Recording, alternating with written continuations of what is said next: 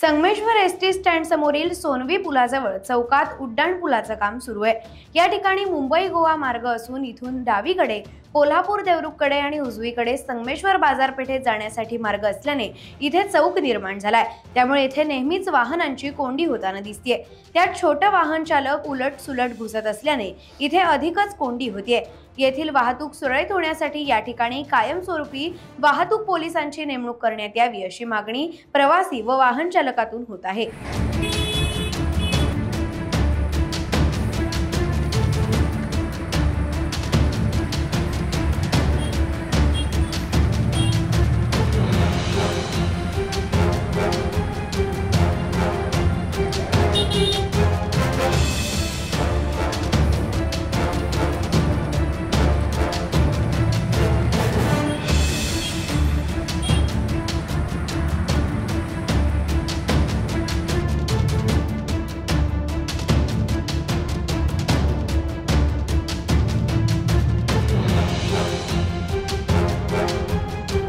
Times डिजिटलला like करा, share करा, subscribe करा आणि बेल आयकॉन दाबायला विसरू नका।